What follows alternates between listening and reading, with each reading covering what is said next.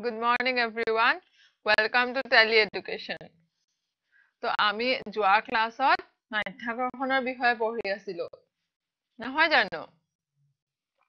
আমি জানো মাধ্যাকৰ্ষণ বল কি হয়। তাৰপিছত নিউটনে আমাক এটা সূত্ৰও দিছিলে। F = G m1 m2 by r²। হয়নে? মাধ্যাকৰ্ষণিক বল নিৰ্ণয় কৰাৰ এটা আমাক সূত্ৰ দিছিলে। তাৰ পিছত আমি মাধ্যাকৰ্ষণিক ত্বৰণৰ বিষয়েও পঢ়িছিলো অলপ চলপ। তোমালোকৰ মাধ্যাকৰ্ষণিক ত্বৰণটো ভালকে ক্লিয়াৰ হোৱা নাই চাগে, তো আমি আৰু এটা ক্লাস লম। হেতু ক্লাছত আমি মাধ্যাকৰ্ষণিক ত্বৰণৰ বিষয়ে ভালকে বুজিম। যোৱা ক্লাছত তোমালোকে মোক কোনোবাই প্ৰশ্ন সুধিছিলা মাধ্যাকৰ্ষণিক ত্বৰণৰ ওপৰত, সেইখিনি মই তোমাক বুজাম আমাৰ নেক্সট ক্লাছটোত। হ'বনে? আজি আমি এটা বেলেগ টপিক পঢ়িম। মাধ্যাকৰ্ষণৰ ওপৰতে খালি অলপমান বেলেগ। তোমালোকে জড়তা পঢ়িছা নহয়? ন? বল আৰু গতি বিষয়ৰ সূত্ৰত জড়তা পঢ়িছা। নিউটনৰ প্ৰথম সূত্ৰটো আছিলে জড়তা। তাৰপিছত ভৰো পঢ়িছা। ন? ভৰ মানে বস্তু এটাত কিমান পদাৰ্থ আছে ধৰা। সেইটোৱে ভৰ হয়। আৰু ইয়াতে চিত্ৰত চোৱা। তুমি বলটো ঠেলি দিছা। ঠিকে আছে, তো বলটো গৈছে। তো সৰু বলটো চোৱা, সৰু বলটো তাত কম বস্তু আছে ন, সেইকাৰণে তাৰ ভৰ কম। হয়নে? আৰু ভৰ কম মানে তাৰ জড়তা কি? কম। সেইকাৰণে তুমি যেতিয়া একেটা বল প্ৰয়োগ কৰি ঠেলি দিছা, সৰু বলটো বেছি দূৰ আগুৱাই গৈছে, ডাঙৰ বলটো কম দূৰ আগুৱাই গৈছে। কাৰণ সৰু বলটোৰ ভৰ কম। M কম, M মানে ভৰ, সেইকাৰণে তাৰ জড়তা কম। জড়তা কম কাৰণে সি আগুৱাই গৈছে, সি ৰোধ কৰিব পৰা নাই তাৰ গতিটো। হয়নে? বুজি পালানে? গতিকে আমি শিকিছিলো যে কম জড়তা কাৰণ তাৰ ভৰ কম। ডাঙৰ বলটোৰ বেছি জড়তা আছে, সেইকাৰণে সি বেছি দূৰ আগুৱাই যাব পৰা নাই, কাৰণ তাৰ ভৰ বেছি। একেটা আমি আগৰ ক্লাছতে শিকিছো। আৰু আমি গম পাইছো যে ভৰ হৈছে জড়তাৰ মাপ। কাৰণ জড়তা আমি কেনেকে থিৰাং কৰিছো? ভৰটো চাই, ভৰ বেছি কাৰণে তাৰ জড়তা কম। গতিকে ভৰ হৈছে জড়তাৰ মাপ। এইখিনি আমি শিকিছিলো। এতিয়া চোৱা, এই বস্তুটো টেবুলখনৰ ওপৰত আছে, হয়নে? ইয়াতে দেখুৱাইছে কি এই বস্তুবিলাকেৰে এই সৰু বলটো গঠিত হৈছে। গতিকে ইয়াত যিমানখিনি বস্তু আছে, সেইখিনিয়ে তাৰ ভৰ।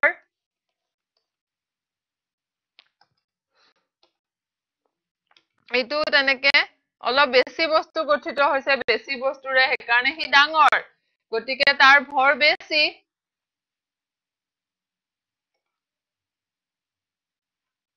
ন? এতিয়া চন্দ্ৰত যদি সেই একে দুটা বল লৈ যোৱা, সিহঁতৰ ভৰ চন্দ্ৰটো একেই হ'ব। পৃথিৱীত তাৰ ভৰ যিমান আছিলে, ভৰ সাপোজ ধৰা তাৰ ভৰ, এই বলটোৰ ভৰ 1 কেজি। আৰু এইটোৰ ভৰ আধা কেজি। তো চন্দ্ৰত যদি লৈ যোৱা তুমি, মহাকাশযানৰ সৈতে বল দুটা তুমি কঢ়িয়াই লৈ গলা চন্দ্ৰলৈ, তো ডাঙৰ বলটোৰ ভৰ 1 কেজিয়ে হ'ব, আৰু সৰুটোৰ আধা কেজিয়ে হ'ব। সিহঁতৰ ভৰ সলনি নহয়। কাৰণ কিমান বস্তুৰে গঠিত সেইটোহে ভৰ। গতিকে বস্তুৰ ভৰ কি ক'ব পাৰা? ই এটা ধ্ৰুৱক হয়। আৰু স্থান ভেদে তুমি য'লেই লৈ যোৱা, তাৰ পৰিৱৰ্তন নহয়, সি সদায় একেই থাকে। ভৰৰ বিষয়ে আমি শিকিলো। আজিৰ ক্লাছত আমি শিকিম ভৰ আৰু ওজনৰ বিষয়ে। ভৰ আৰু ওজনৰ পাৰ্থক্য কি হয় জানিম আমি। তোমালোকে ভৰ আৰু ওজন একে বুলিয়ে ভাবা নেকি?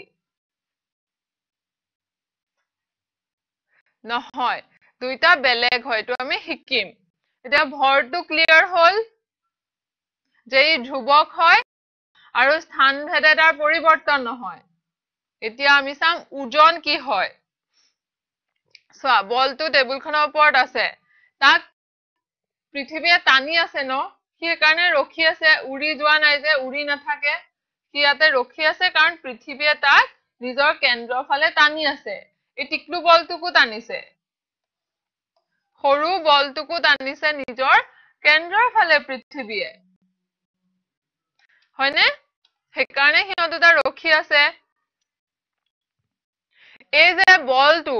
যিটো বলৰ সহায়ত এই দুটা বল কনফিউজ হৈ গৈছে নেকি এটো খেলা বলটোক যিটো বলৰ সহায়ত পৃথিৱীয়ে নিজৰ ফালে টানিছে যিটো বলৰ সহায়ত সেই বলটো কি হয় ওজন কোনো বস্তু পৃথিৱীৰ ফালে যি বলেৰে আকৰ্ষিত হয় সেই বস্তুটো কোৱা হয় বস্তুটোৰ ওজন তাৰমানে ওজনৰ লগত মাধ্যাকৰ্ষণিক বলটো জড়িত হৈ থাকে ভৰৰ লগত নাথাকে গতিকে বল ইকুৱেল টু ভৰ আৰু ত্বৰণ তাৰমানে F equal to m into a mass into acceleration বা ভৰ ইনটু ত্বৰণ ইয়াতে ত্বৰণ কিহৰ কাৰণে হৈছে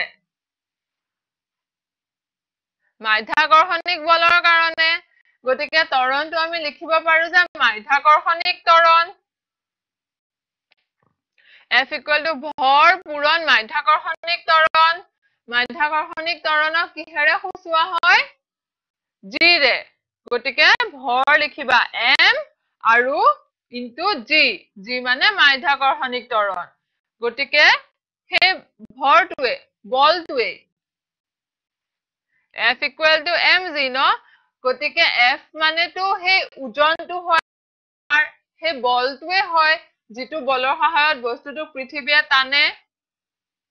গতিকে W লিখিব পাৰা W মানে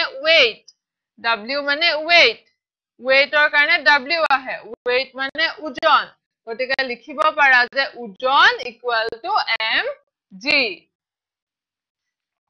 এতিয়া কৈছে এটা প্ৰশ্ন দিছে তোমালোকৰ একদম সহজ প্ৰশ্ন পৃথিৱীৰ কেন্দ্ৰত 15 কেজি বস্তু এটাৰ ওজন কিমান হ'ব ওজনটো আমি জানিলো W equal to mg m দিয়া আছে 15 কেজি আমাক লাগে g হয়নে g কিমান হ'ব লাগে তেতিয়া আমাৰ W ওলাই যাব ওজন কৈছে যে পৃথিৱীৰ কেন্দ্ৰত 15 কেজি বস্তু এটাৰ ওজন কিমান হ'ব এটো ভাবা এটো অংক নহয় এটো তোমালোকৰ ভাবা প্ৰশ্ন ইয়াতে ক্যালকুলেশন নাই ভাবিবৰ কাৰণে মই তোমালোকক 30 সেকেন্ড সময় দিছো ভাবাচোন কি হ'ব উত্তৰটো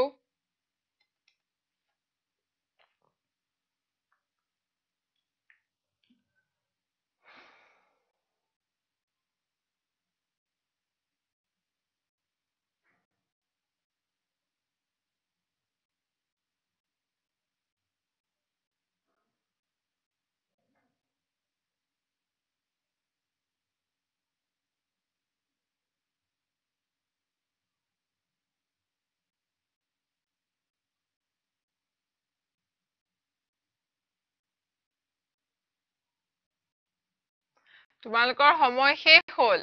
পৃথিৱীৰ কেন্দ্ৰত 15 কেজি বস্তু এটাৰ ওজন কিমান হ'ব পৃথিৱীৰ কেন্দ্ৰ বুলি কৈছে কেন্দ্ৰত মাধ্যাকৰ্ষণিক ত্বৰণ কিমান হয় জানানে কাৰণ ওজন উলিয়াবৰ কাৰণে আমাক mg লাগিব m দিয়া আছে মাছ বা ভৰটো দিয়া আছে g টো লাগে মাধ্যাকৰ্ষণিক ত্বৰণ পৃথিৱীৰ কেন্দ্ৰত মাধ্যাকৰ্ষণিক ত্বৰণ কিমান হয় জানানে ই হয় 0 কাৰণ পৃথিৱীৰ কেন্দ্ৰত আছে ন কলৈ টানিব পৃথিৱীয়েটো কেন্দ্ৰৰ ফালে টানে সবকে বস্তুটো অলৰেডি কেন্দ্ৰটোতে আছে তো কেনেকৈ টানিব তাক গতিকে পৃথিৱীৰ কেন্দ্ৰত মাধ্যাকৰ্ষণিক ত্বৰণ হয় 0 এটো মনত ৰাখিবা গতিকে বস্তুটোৰ ওজন কেন্দ্ৰত হ'ব 0 তাৰ ওজনে নাথাকিব ওজন হ'ব 0 গতিকে ওজনৰ SI একক বলৰ সৈতে একে হয় বলৰ SI একক কি হয় very good নিউটন গতিকে ওজনৰ SI এককো হয় নিউটন এটা এটা উদাহৰণ চা মানুহ এজন আছে ধৰা তোমালোকে কোৱা ন নিজৰ weight জোখা বুলি কোৱা ন তোমালোকে সুধে যে তোমাৰ ওজন কিমান তোমালোকে কোৱা ন 38 কেজি বা 40 কেজি বা 45 কেজি ন হেতু আছিল তোমালোকে ভৰ জোখা নিজৰ ওজন নুজোখা ওজনটো মাধ্যাকৰ্ষণ জড়িত হৈ থাকিব তাৰ লগত তোমাৰ ভৰ কোৱা তুমি যে 40 কেজি এতিয়া চা মানুহজনে জুখিছে ধৰা তেওঁৰ ধৰা ভৰ আমি ধৰি লৈছো যে 60 কেজি মানুহজনৰ ভৰ ধৰি লোৱা 60 কেজি আৰু মাধ্যাকৰ্ষণিক ত্বৰণ আমি জানো পৃথিৱীত 9.8 মিটাৰ পাৰ সেকেন্ড স্কয়াৰ এটো আমি 10 বুলি ধৰো 9.8 টো 10ৰ সমান হয় ন প্ৰায় সেইকাৰণে আমি আমাৰ সুবিধাৰ কাৰণে হেতু 10 বুলি ধৰি লওঁ দেই গতিকে মানুহজনৰ ওজন কিমান হ'ব পৃথিৱীত W equal to mg তাৰ পৰা আমি পাইছো কাৰণ ফোৰ্স বা বল F equal to mg আছিল হে বলটোৱে হয় ওজন গতিকে W equal to mg তো mg বহাই দিয়া m মানে 60 কেজি g মানে 10 ধৰিছো আমি গতিকে হ'ব 600 নিউটন মানুহজনৰ ওজন পৃথিৱীত হ'ব 600 নিউটন এতিয়া মই যদি সুধু মানুহজনৰ ওজন চন্দ্ৰত কিমান হ'ব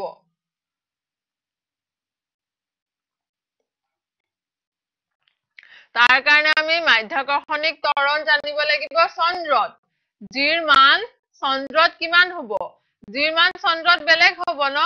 কাৰণ চন্দ্ৰয়ো বেলেগ এটা বলেৰে টানে পৃথিৱীও বেলেগ এটা বলেৰে টানে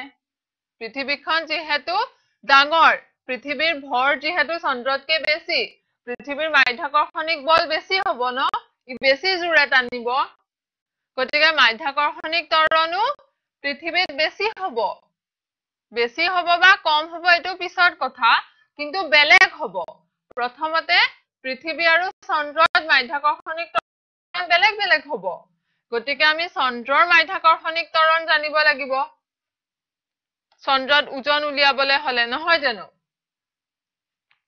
এতিয়া আমি কি কৰিম আমি তেনেকে নুলিয়াও আমি তুলনা কৰিম পৃথিৱীত মানুহজনৰ ওজন আৰু চন্দ্ৰত মানুহজনৰ ওজন সেই দুটাৰ এটা তুলনা কৰিম মানে এটা অনুপাত উলিয়াম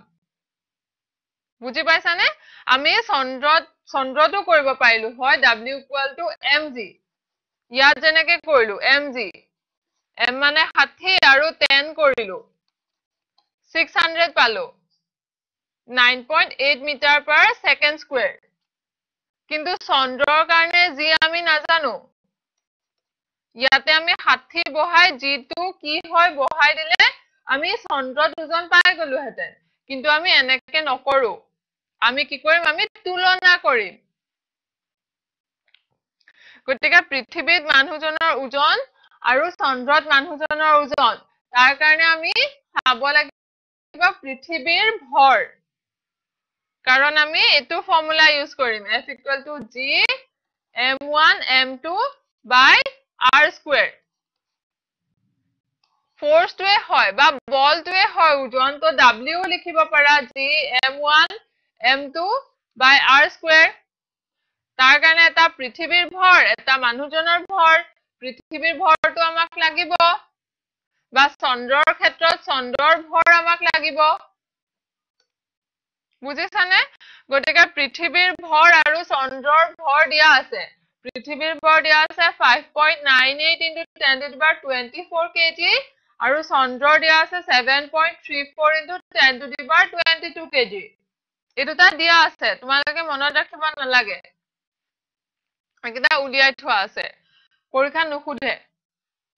পৃথিৱীৰ ব্যাসাৰ্ধ দিয়া আছে 6.37 into 10 to the power 6 metre আৰু চন্দ্ৰৰ ব্যাসাৰ্ধ দিয়া আছে 1.74 into 10 to the power 6 metre এতিয়া আমি ব্যৱহাৰ কৰিম এটো সূত্ৰ WE equal to G M মানে পৃথিৱীৰ ভৰ M মানে মানুহজনৰ ভৰ আৰু R মানে পৃথিৱী আৰু মানুহজনৰ মাজৰ দূৰত্ব বা পৃথিৱীৰ ব্যাসাৰ্ধ ঠিক তেনেদৰে ইয়াতে ডাঙৰ M টোৱে বুজাইছে চন্দ্ৰৰ ভৰ সৰু M টোটো মানুহজনৰে ভৰ যেটো একে হয় মানুহজনৰ ভৰ ধ্ৰুৱক হয় ন সবতে তো M টো 60 কেজি হ'ব স্মল m ইয়াতো স্মল m 60 কেজি হ'ব গতিকে আমি 60 কেজি টো নবহাও দেই স্মল m টো স্মল m এ ৰাখিম আৰু r মানে চন্দ্ৰৰ ব্যাসাৰ্ধ এতিয়া আমি চাম g মানে পৃথিৱীৰ ভৰ বহালো পৃথিৱীৰ ব্যাসাৰ্ধ বহালো ইয়াতো তুমি চন্দ্ৰৰ ভৰ বহালা চন্দ্ৰৰ ব্যাসাৰ্ধ বহালা তাৰপিছত পৃথিৱীত ওজন চোৱা WE equal to আমি এটো ক্যালকুলেট কৰি আনিছে কৰি লবা দেই চাই পেলাই লিখি থৈ নিদিবা নিজে কৰিবা ঘৰত গৈ গতিকে পালো যে 1.474 into 10 to the power 11 G2 থাকি গল আৰু M2 থাকি গল গতিকে এটো লিখিলো এবাৰ আমি লিয়াম চন্দ্ৰত মানুহজনৰ ওজন বা বস্তুটোৰ ওজন 2.431 into 10 to the power 10 G2 থাকি গল ন G2 আমি as it is বহাই দিলো আৰু M মানে মানুহজনৰ ভৰ 60 কেজি আমি বহুৱা নাই তাৰ ফলনি আমি লিখিছো M 60 কেজি আকৌ ক্যালকুলেশন কৰিব লাগিব ন হেকাৰণে M টো M এ লিখি থৈ দিছো আমাৰে সুবিধা হয় তো এতিয়া আমি এই দুটা হৰণ কৰিম কাৰণ অনুপাত উলিয়াইছো আমি ন তুলনা কৰিছো গতিকে WM টো WE ৰে হৰণ কৰিলে আমি পাম এবোৰ তোমালোকে কৰি চাবা ইয়াতে মই জলদি কৰি দিছো কিন্তু ৰুমত নিজে কৰিবা এই এখিনি গুটেইখিনি নিজে কৰিবা খালি পৃথিৱীৰ ভৰ আৰু পৃথিৱীৰ ব্যাসাৰ্ধ চন্দ্ৰৰ ভৰ আৰু চন্দ্ৰৰ ব্যাসাৰ্ধ এটা লিখি লোৱা বহিত তাৰ পিছত বাকিখিনি তোমালোকে গণনা নিজে কৰিবা তাৰপিছত চোৱা WE by WM by WE মানে চন্দ্ৰত বস্তুটোৰ ওজন divided by পৃথিৱীত বস্তুটোৰ ওজন equal to 1/6 তাৰ মানে চোৱা WM by WE equal to 1/6 তো WM টো এফালে লিখা আৰু 1/6 into WE কৰা তাৰ মানে কি হ'ল চন্দ্ৰত বস্তুটোৰ ওজন 1/6 times of পৃথিৱীত বস্তুটোৰ ওজন 6 ভাগৰ এগুণ হয়নে পৃথিৱীত বস্তুটোৰ ওজনৰ 6 ভাগৰ এগুণ গতিকে চোৱা আমি ইয়াৰ পৰা পালো যে চন্দ্ৰত বস্তুটোৰ ওজন বাই পৃথিৱীত বস্তুটোৰ ওজন 1/6 তাৰ মানে চন্দ্ৰত বস্তুটোৰ ওজন হ'ব 1/6 into পৃথিৱীত বস্তুটোৰ ওজন গতিকে পৃথিৱীত আমি মানুহজনৰ ওজন কিমান পাইছিলো মনত কৰা WE equal to mg আছিলে m আসলে মানুহজনৰ ভৰ 60 কেজি g ধৰি লৈছিলো 10 গতিকে পাইছিলো আমি 600 নিউটন তো ইয়াত বহাই দিয়া 1/6 into মানুহজনৰ পৃথিৱীত ওজন আছিলে 600 নিউটন তো তুমি চন্দ্ৰত মানুহজনৰ ওজন পাবা 100 নিউটন বুজিলানে আমি চন্দ্ৰৰ মাধ্যাকৰ্ষণিক ত্বৰণ নজনাকেও হৈ গল পৃথিৱীত বস্তুটোৰ ওজন জানিয়ে আমি উলিয়াব পাৰিলো বুজি পালা কেনেকৈ উলিয়ালো গতিকে ক'ব পাৰো যে চন্দ্ৰত বস্তু এটাৰ ওজন 1/6 times of পৃথিৱীত বস্তুটোৰ ওজন তাৰ মানে পৃথিৱীত বস্তু এটাৰ ওজন যিমান হ'ব কি চন্দ্ৰৰ বস্তুটোৰ ওজনৰ ছগুণ হ'ব হয়নে চন্দ্ৰত বস্তুটোৰ ওজন 100 নিউটন পৃথিৱীত তাৰ ওজন 6 into 100 মানে 600 নিউটন গতিকে 6 গুণ পৃথিৱীত বস্তু এটাৰ ওজন চন্দ্ৰত বস্তু এটাৰ ওজনৰ 6 গুণ বুজি পালা খেলি মেলি আছে নেকি এখিনিত গতিকে চন্দ্ৰত মানুহজনৰ এখিনি আমি কৰিলোৱে 100 নিউটন একদম সহজ প্ৰশ্ন এটা আহিছে দেই চন্দ্ৰত বস্তুৰ ওজন পৃথিৱীৰ ওজনৰ কিমান 20 সেকেন্ড সময় আছে ইয়াৰ কাৰণে দে একদম সহজ দেখিলে গম পাবা চোৱাচোন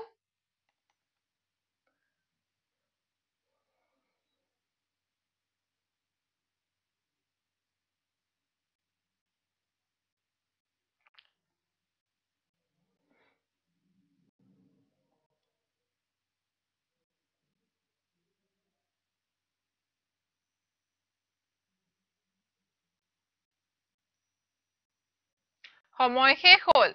চন্দ্ৰত বস্তুটোৰ ওজন হ'ব 1/6 পৃথিৱীত বস্তুটোৰ ওজন ঠিক আছে 1/6 পৃথিৱীত বস্তুটোৰ ওজন এটো আমি উলিয়ালো এতিয়া আমি এটা প্ৰশ্ন কৰিম 70 কেজি ভৰৰ মানুহজনৰ ওজন চন্দ্ৰত কিমান হ'ব দিয়া আছে ভৰ 70 কেজি একদম সহজ ন তেওঁৰ ওজন চন্দ্ৰত কিমান হ'ব তো মানুহজনৰ ভৰ আৰু এটা প্ৰশ্ন কৈছে যে মানুহজনৰ ভৰ পৃথিৱী আৰু চন্দ্ৰত কিমান হ'ব এইবাৰ তোমাক দিয়া আছে চন্দ্ৰত মাইথাকৰ বিতৰণ 1.63 মিটাৰ পাৰ স্কয়াৰ পৃথিৱীত কিমান very good 9.8 metre per second square আৰু চন্দ্ৰত 1.63 দিয়া আছে আমাক এতিয়া আমি কৰিম মানুহজনৰ ওজন চন্দ্ৰত কিমান হ'ব ওজনৰ সূত্ৰ কি হয় WE equal to বা ইয়াতে হ'ব WM equal to mg গতিকে আমাক দিয়া আছে m মানুহজনৰ ভৰ 70 কেজি আমাক দিয়া আছে মাধ্যাকৰ্ষণিক ত্বৰণ 1.63 তো আমাৰ ওজনটো উলিয়াই দিয়া W equal to mg m মানে 70 g মানে 1.63 আমি পাম 114.1 নিউটন 114.1 নিউটন চন্দ্ৰত মানুহজনৰ ওজন আমাৰ প্ৰথম প্ৰশ্নটোৰ উত্তৰ সমাধান হ'ল দ্বিতীয়তে কৈছে মানুহজনৰ ভৰ পৃথিৱী আৰু চন্দ্ৰত কিমান হ'ব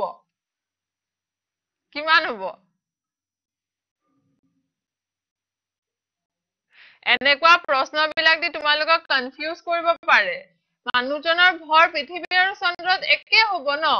ভৰ ধ্ৰুৱক হয় ভৰৰ স্থানভেদে পৰিৱৰ্তন নহয়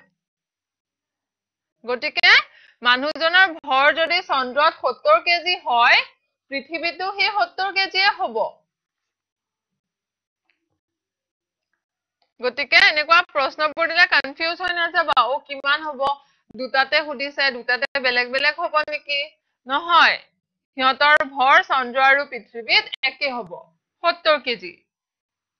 এতিয়া আমি চাম তালিকা এখন বনাম ভৰ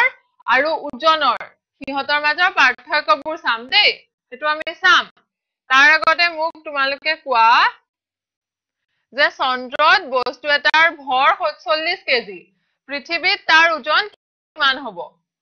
চন্দ্ৰত বস্তু এটাৰ ভৰ 40 কেজি তো পৃথিৱীত তাৰ ওজন কিমান হ'ব ওজন সুধিছে কিমান সময় লাগিব 30 সেকেন্ড কৰাচোন বাৰু কৰি চোৱা 30 সেকেন্ড সময় আছে তোমালোকৰ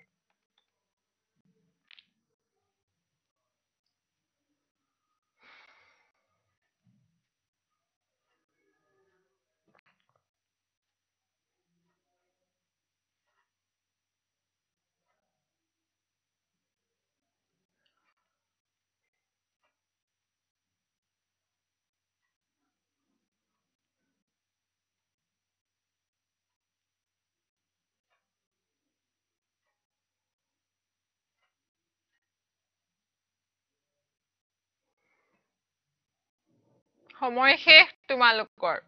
চন্দ্ৰত বস্তু এটাৰ ভৰ 40 কেজি পৃথিৱীত তাৰ ওজন জুখিব হলে আমাক g লাগিব মানে 9.8 মিটাৰ পাৰ সেকেন্ড স্কয়াৰ জিটো কোনোবাই 10 লৈছলা নেকি ইয়াতে 10 ললে তোমালোকৰ উত্তৰ নিমিলে ইয়াতে কি কৰিব লাগিব 9.8 এ কৰিব লাগিব গতিকে w mg 14 into 9.8 তাৰ মানে পাবা তুমি 392 নিউটন b টো শুদ্ধ পাইছিলা নে ভেৰি গুড এতিয়া চোৱা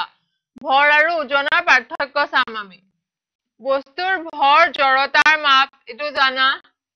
ন বস্তুৰ ভৰৰ লগত মাধ্যাকৰ্ষণ জড়িত নাথাকে কিন্তু ওজনৰ ওপৰত তাৰ ওপৰত ক্ৰিয়া কৰা বলটো জড়িত থাকে তাৰ ওপৰত ক্ৰিয়া কৰা আকৰ্ষণী বলটো মাধ্যাকৰ্ষণ বল গতিকে ওজনৰ লগত মাধ্যাকৰ্ষণ বল জড়িত থাকে তাৰছত ভৰৰ এসা একক কেজি ওজনৰ এসা একক ভেৰি গুড নিউটন তাৰ পিছত কৈছে ভৰ হৈছে ধ্ৰুৱক এটো হয় আৰু স্থান ভেদে ইয়াৰ পৰিৱৰ্তন নহয় ই চন্দ্ৰত যাৰ যিমান ভৰ পৃথিৱীতো তিমানেই ভৰ কিন্তু ওজন ধ্ৰুৱক নহয়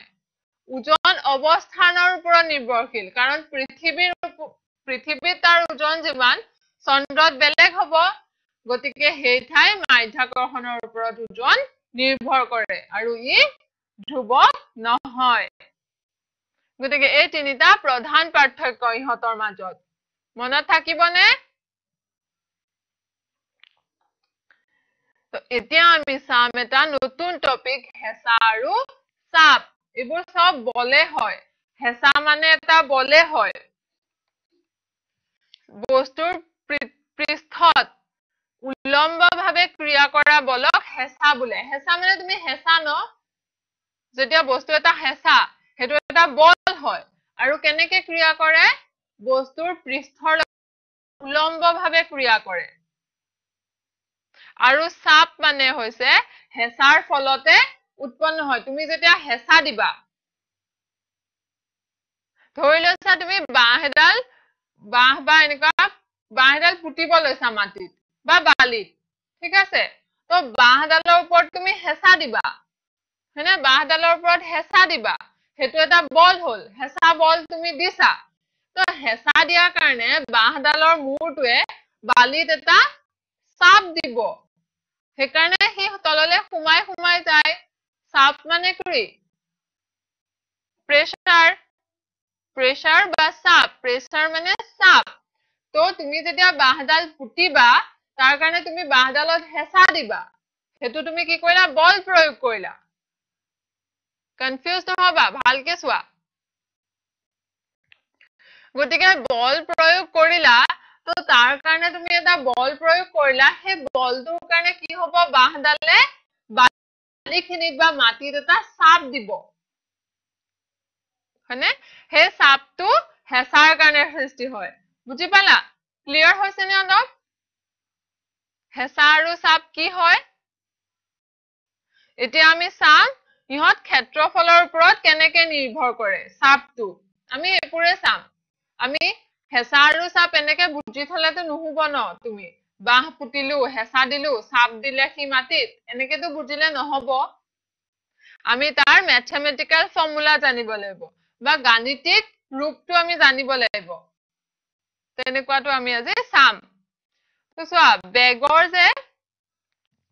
ডাঙৰ ফিটাৰ বেগটো দাঙিব সহজ ন সৰু ফিটাতকে মন কৰিছানে ডাঙৰ ফিটাৰ বেগটো মানে কি তাৰ ক্ষেত্ৰফল বেছি ন গতিকে ক্ষেত্ৰফলৰ ওপৰত কেনেকে নিৰ্ভৰ কৰে ইহত দুটা আমি চাম গতিকে এইটো প্ৰশ্নৰ উত্তৰ আমি অলপ পাছত দিম তোমালোকে এতিয়া ভাবা মই এতিয়া উত্তৰটো কৈ নিদু উত্তৰটো তোমালোকে নিজে ভাবিবা যেতিয়া মই তোমালোকক বুজাই দিম তাৰ পিছত তোমালোকে মোক উত্তৰটো দিব লাগিব ঠিক তেনেদৰে ইয়াতো চোৱা ডাঙৰ ফিটাৰ বেগটো দাঙিব সহজ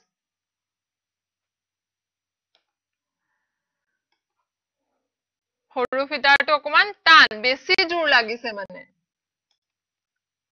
তাৰপিছত চোৱা ধাৰ নথকা চুৰি এখনে তুমি আপেল কাটিব বিচাৰিছা এখনৰ ধাৰ নাই আৰু এখনৰ ধাৰ আছে তো ধাৰ নথকা মানে বডুৱা ভুটা চুৰি এখনে তুমি কাটিব বিচাৰিছা যিমানে কাটিব চেষ্টা কৰা কাটিব পাৰা নাই কিন্তু সুকা চুৰিখন ললে চোৱা ধাৰ থকাখন ললে তুমি পটককে কাটি দিব পাৰিছা আপেলটো কিয় হৈছে এনেকুৱা যেতিয়া ধাৰ নথকা চুৰিখনে তুমি হেঁচা দিছা তুমি হেঁচাই দিছা আলটিমেটলি যেতিয়া আপেলটো কাটিব বিচাৰিছা তুমি হেঁচা দিছা কিন্তু ধাৰ নথকা মানে তাৰ তলিখন বহল সেইকাৰণে তাৰ ক্ষেত্ৰফল বেছি আৰু ধাৰ থকা চুৰিখনৰ ক্ষেত্ৰফল কম কাৰণ তলিখন ক্ষীণ বনাই দিছে ন একদম সুচি তো যেতিয়া দুয়োটাতে তুমি হেঁচাই দিছা কাটিবৰ কাৰণে যেতিয়া বডুৱা চুৰিখনৰ ক্ষেত্ৰফল বেছি কাৰণে তোমাৰ হেঁচাটো বিয়পি গৈছে সবফালে বিয়পি গৈছে তো সি সবফালৰ পাই চাপ দিছে বুজিব চেষ্টা কৰা যেতিয়া তুমি সুকা চুৰিখন লৈছা ধাৰ থকা তাতো তুমি হেঁচা দিছা একে হেঁচা দিছা কিন্তু তাৰে ক্ষেত্ৰফল কম তো তোমাৰ গোটেই হেঁচা বিলাক গৈ পেলাই সেই কম জেগাখিনিতে চাপ দিছে য'ত ধাৰ আছে গতিকে চাপটো বেছিকে পৰিব ন ক্লিয়াৰ হৈছে নে আৰু এটা উদাহৰণ চাম চোৱা ক্লিয়াৰ হৈ যাব ইয়াতে ধাৰ থকা খন্দি পাৰিছা আৰু এটা উদাহৰণ আমি চাম যেতিয়া গজাল পুতিব চোৱা তুমি দুটা গজাল এটোৰ চোৱা তলিখন জুঙা আৰু এটোৰ তলিখন ভুটা ইয়াতে তুমি হেঁচা দিয়া হাতুৰিৰে মাৰা বা কিবা কৰা ইয়াতে তুমি হেঁচা দিছা বল দিছা তো গোটেই বলখিনি আহি পেলাই ইয়াতে তোমাৰ চাপ এটা দিব ওয়ালখনত লগাইছা বা কাঠত লগাইছা তো কাঠৰ টুকুৰাটোত বা ওয়ালখনত এটা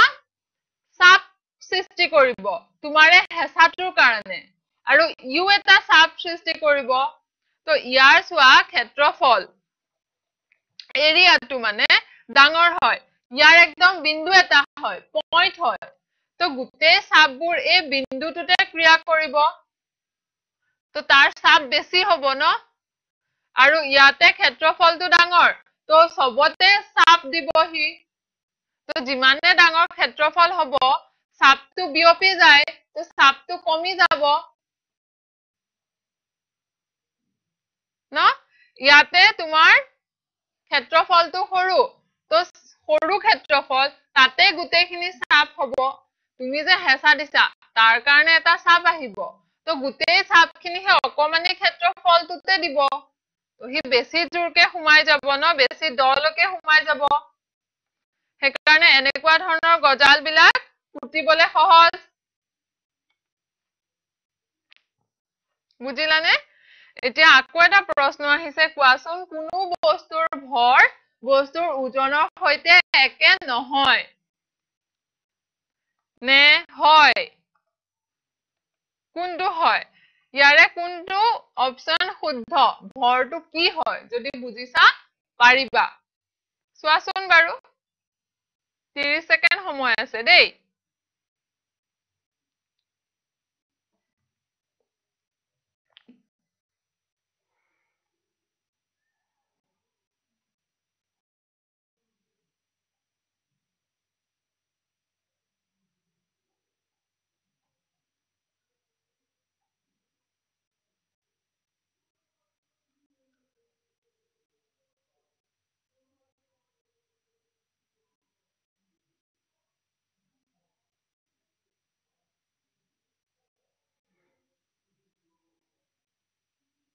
তোমালোকৰ সময় শেষ হৈছে কোনো বস্তুৰ ভৰ বস্তুৰ ওজনৰ সৈতে একে নহয় তো শুদ্ধ বস্তুৰ অৱস্থানৰ ওপৰত নিৰ্ভৰ নকৰে কৰে নেকি নকৰে এটো শুদ্ধ জড়তাৰ যোগ হয় কোনো বস্তুৰ ভৰ বস্তুৰ জড়তাৰ যোগ এটো শুদ্ধ গতিকে অপচন ডি টো শুদ্ধ গুটেই কেইটা শুদ্ধ হেয়া চোৱা গজালটো এটো বেছি সুমুৱা নাই কিন্তু সৰু গজালটো তুমি পটককে সুমিয়াই দিব পাৰিলা জুঙা গজালটো ভুটাটো সুমিয়াব পাৰা নাই পটককে বা একে কথা হয় যেতিয়া বেকাকে লোৱা গজালটো সুমিয়াবলে দিগদাৰি হয় ন এটো চোৱা এই বস্তুটো তুমি হেচিছা এখিনিত হেচিছা তো এখন পৃষ্ঠ ইয়াৰ লগত উলম্বভাৱে ক্ৰিয়া কৰিছে না উলম্ব দিশত গতিকে এটো কোৱা হয় হেচা গম পালানে একে যেতিয়া তুমি স্কুল আহোতে বা ইয়া আহোতে কলেজ যাওতে দিও লগাই আহা বা সেন্ট মাৰা ন পাৰফিউম লগাই আহা ন তো যেতিয়া তুমি হেচা দিয়া চোৱা এটো হেচা দিছা তো হি স্প্ৰে হয় ৰঙা চিনটো চোৱা কাৰ চিনটো হেচাটো কোনটো দিশত প্ৰয়োগ কৰিছা উলম্ব দিশত তো এই সকলো বুৰতে চোৱা পৃষ্ঠৰ লগত লম্বভাৱে ক্ৰিয়া কৰি আছে বলটো ন লম্বভাৱে উলম্বভাৱে ক্ৰিয়া কৰি আছে বলটোৱে গুটেই কেটা ক্ষেত্ৰতে গতিকে বস্তুৰ পৃষ্ঠত লম্বভাৱে ক্ৰিয়া কৰা বলক কোৱা হয় হেচা হেচাটো এবিধ বলে হয় এনেটো আমি কৈয়ে থাকো নরমালি হেচিছো নেহেচিবি এবোৰ একোটা বলে হয় গতিকে বস্তুৰ পৃষ্ঠত লম্বভাৱে ক্ৰিয়া কৰা বলকে কয় হেচা আৰু হেচাৰ এচা একক বলৰ সৈতে একে হ'ব তাৰমানে নিউটনে হ'ব এতিয়া হেচাটো শিকিলো এতিয়া চাপ কি হয় চাম হেচাৰ কাৰণে যে হয় চাপ হেতু আমি চাম তো কিতাপখন থৈ দিছা কিতাপখনে এটা প্ৰেসাৰ দি আছে ন টেবুলখনৰ ওপৰত এটা চাপ দি আছে তুমি বহি আছা তুমি চকীখনত বহা যেতিয়া অলপ দবি যায় ন চকীখন বা কুচনটো যেতিয়া সোফাত বহা কুচনটো অলপ দবি যায় ন কিয় কাৰণ তুমি চাপ দিছা এটা তাত চাপৰ সৃষ্টি হৈছে এটা সেইকাৰণে কুচনটো অলপ দবি যায় চোৱা ইয়াতে তুমি থিয় হৈছা বিছনাখন দবি গৈছে অকন ন তুলিখন তাৰমানে চাপৰ এটা সৃষ্টি হৈছে তাত কিন্তু তুমি যেতিয়া শুই দিয়া তুমি কি কৰিলা ক্ষেত্ৰফল বঢ়াই দিলা তো বিছনাখন সিমান দবা নাই কাৰণ যেতিয়া ভৰি দুটা দি থিয় হৈ আছিলা গুটেই চাপখিনি এখিনি জেগাতে আছিলে তোমাৰ ভৰি দুখনত ইয়াতে হেচাটো কি হ'ব তোমাৰ ওজনটো তো তুমি যেতিয়া থিয় হৈ আছিলা গুটেই ওজন তোমাৰ ভৰি দুখনে লৈছিলে গতিকে যিমান চাপ সৃষ্টি কৰিছে ভৰি দুখনে কৰিছে সেইকাৰণে বেছি চাপ সৃষ্টি হৈছে ন তো বিছনাখন দবি গৈছে কিন্তু যেতিয়া তুমি শুই গলা তেতিয়া ওজনটো তোমাৰ একে থাকিলে কিন্তু চাপবোৰ বিয়পি গল স্প্ৰেড হৈ গৈছে গুটেই শৰীৰটোত সেইকাৰণে এটা জেগাত বেছি চাপ পৰা নাই মানে চাপটো তোমালোকে কেনেকে বুজিব পাৰা ধৰা হল তোমাক এটা মই অকলে কাম দিলো ঠিক আছে যে কাইলে তুমি প্ৰতি ঘৰ মানুহৰ পৰা এজোপা ফুল বা এপাহ ফুল মানে ধৰা মোক 100টা ফুল তুমি ছিঙি আনি দিব লাগে মই কৈছো যে কাইলৈ তুমি মোক 100টা ফুল ছিঙি আনি দিব লাগে ঠিক আছে তোমাক যদি মই অকলে কওঁ তোমাৰ পৰা প্ৰেসাৰ পৰিব ন বেছিকে ভাবিবা অকলে মই কেনেকে কৰিম অকলে মই 100 ঘৰ মানুহত কেনেকে যাম কেনেকে 100টা ফুল ছিঙি আনিম তো এতিয়া যদি হেতু কামে মই তোমাৰ লগৰ আৰু 10 জন বন্ধুক কলো যে তোমালোক 10 জনে মিলি 100টা ফুল ছিঙি আনিবা তেতিয়া তোমালোকৰ এজনে 10টাকে ছিঙিলে হল ন তো তোমালোকৰ ওপৰত চাপটো কমি গল নে নাই তোমাৰ ওপৰত কিয় কি 10 জনে সমানে ভগাই ললা কামটো ইয়াতো একে হৈছে চোৱা যেতিয়া ভৰি দুখন অকলে আছিলে তাৰ চাপ বেছি আছিলে ভৰি দুখনৰ ওপৰত গুটেখিনি যেতিয়া হি বিয়পি গল মানুহজন শুই গল নে তাৰ জেগা বাঢ়ি গল ন তোমাৰ বন্ধু কেইজন আহি গল ধৰা তো তাৰ চাপটো কমি গৈছে বুজি পাইছানে কি কৈছো মই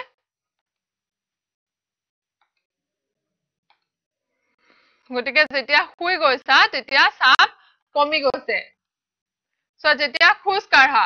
তেতিয়াও বালিত ভৰি দুখনে চাপ দিয়ে ন বালিত অলপ অলপ সোমাই যায়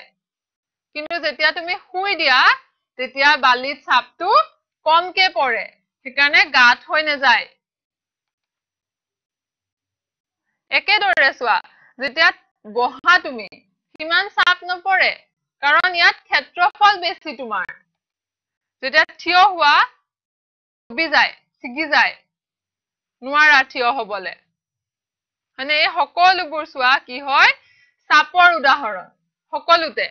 প্ৰয়োগ কৰা হেঁচাৰ প্ৰভাৱ ক্ষেত্ৰফলৰ ওপৰত পৰে হেঁচা দিছা ওজনটো ইয়াৰ ক্ষেত্ৰত তোমাৰ ইয়াৰ ওজনবোৰ তোমাৰ হেঁচা হ'ব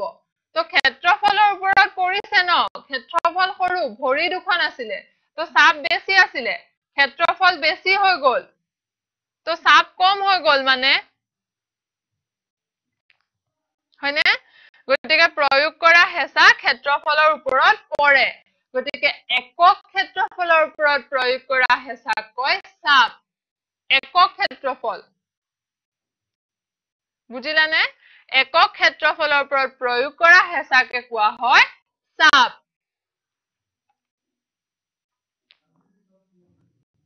চোৱা এনেকে ডাঙৰ চকাবিলাকৰ টায়াৰবোৰ বহল থাকে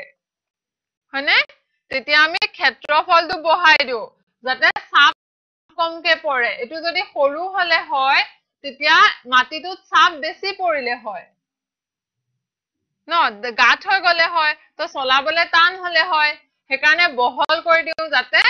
চাপ কম পৰে গতিকে চাপ আৰু ক্ষেত্ৰফলৰ মাজত এটা সম্পৰ্ক আছে যদি ক্ষেত্ৰফল বাঢ়ি যায় চাপ কমি যায় যদি ক্ষেত্ৰফল কমি যায় চাপ বাঢ়ি যায় গতিকে এই কথাখিনি আমি আমাৰ অহা ক্লাছত পঢ়িম তোমালোকক মই 15 জুন তেতিয়া এটা ৰিভিজন ক্লাছ কৰা তাতে মই তোমালোকক মাধ্যাকৰ্ষণিক ত্বৰণো বুজাম আৰু আজি চাপ আৰু এৰিয়া বা চাপ আৰু ক্ষেত্ৰফলৰ মাজৰ সম্পৰ্ক হেতু পঢ়াম হেঁচাটো কি হয় হেবোৰো ভালকে ম্যাথমেটিক্যালি পঢ়াম আজি মই তোমালোকক ধাৰণাটো দিলো কি হয় হেঁচা আৰু চাপ ম্যাথমেটিক্যালি আমি জানিব লাগিব নহয় ফৰ্মুলাটো আছে কিবা হেবোৰ আমি অহা ক্লাছত পঢ়িম ঠিক আছে তো এখিনি ভালকে পঢ়ি থাকিবা মনত ৰাখি থাকিবা নহলে হেদনালে পাহৰি যা আকৌ কোপা কি আহিলে নিচিনা লাগিব তো ভালকে পঢ়িবা আজি ক্লাছটো ইয়াতে সামৰো তোমালোকে এখিনি পঢ়ি থাকিবা দেই নেক্সট ক্লাছলৈকে মনত ৰাখি থাকিবা ঠিক আছে থ্যাংক ইউ